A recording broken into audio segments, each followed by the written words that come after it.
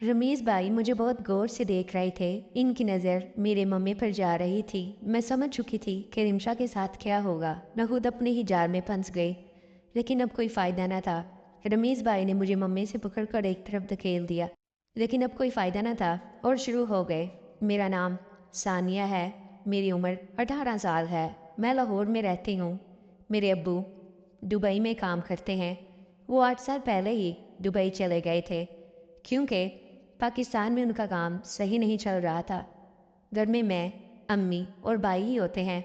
मेरे भाई का नाम रमीज़ है।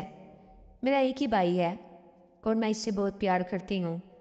इस वक्त की बात है जब मैं और भाई मैट्रिक के पेपर देने के बाद घर में फ्री थे और आगे कॉलेज में एडमिशन के लिए इंतज़ार कर रहे थे। मैं इंतहा की खूबसूरत हूँ। मेरा सामान बहुत बड़ा है।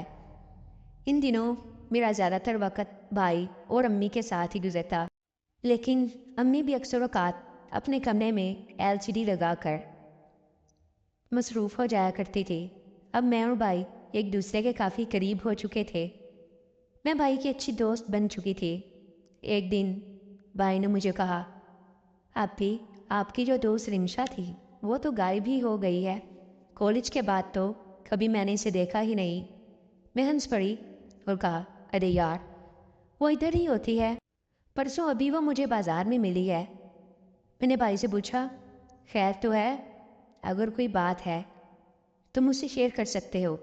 भाई ने मुझे बताया कि मैं रिमशा को पसंद करता हूँ। वो मुझे बहुत अच्छी लगती है। मैंने रमीज़ भाई से कहा, "रिमशा को इन बातों में कोई दिलचस्पी नहीं है। वो तो अपनी पढ़ाई पर बहुत फोकस करने वाली है और तुम तो मुश्किल से पास होते हो।"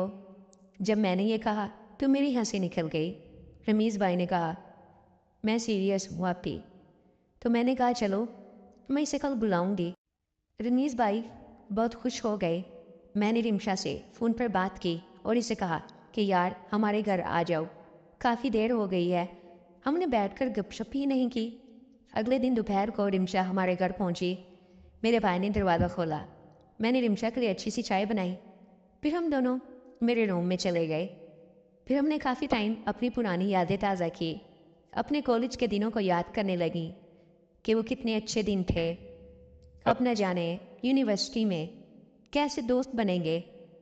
मैंने रिमशा से कहा, "मुझे तुमसे एक फ़ेवर चाहिए।" तो वो बोली, "कैसा फ़ेवर?" तो मैंने इसको बताया कि रमीज़ भाई तुम्हें लाइक करते हैं, इसे तुम अच्छी लगती हो। मुझसे बार बार बोल रहे थे कि रिमशा से बात करके पूछो कि इसके दिल में क्या है। रिमशा ने जवाब दिया कि यार तुम्हें पता तो है मैं ऐसी वैसी नहीं हूँ। तुमने मुझे इसलिए घर पर बुलाया है। मैंने कहा, "नहीं नहीं यार, गुस्सा मत करो, मैं तो वैसे ही पूछ रही थी।" रिमशा ने कहा, "नहीं यार, मैं जब तक अपने पाँव पर ना खड़ी हो जाऊं तब तक मुझे सिर्फ खुद पर फोकस करना है।" कुछ देर के बाद रिमशा अपने घर चली गई।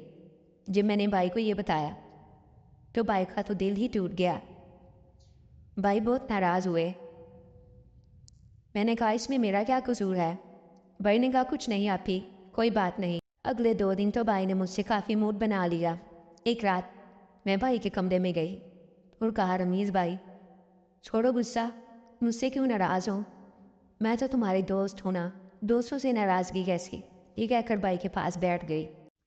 मैंने कहा, "आज से मैं तुम्हारी रिमशा हूँ, इसलिए मुझसे वैसा ही सलूक करो।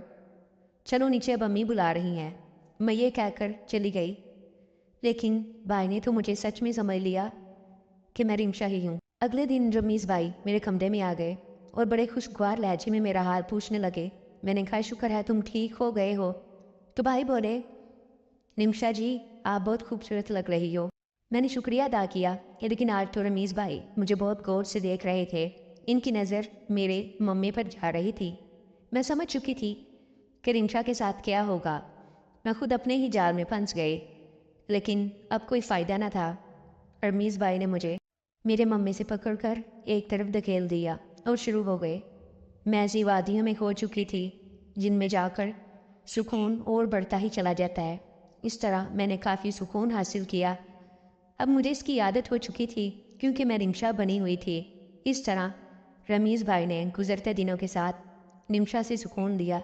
دوستو اگر آپ کو میری ویڈیوز اچھی لگ رہی ہیں تو لائک ضرور کیا کریں اور کمنٹس میں اپنی رائے کا ضرور اظہار کریں. شکریہ.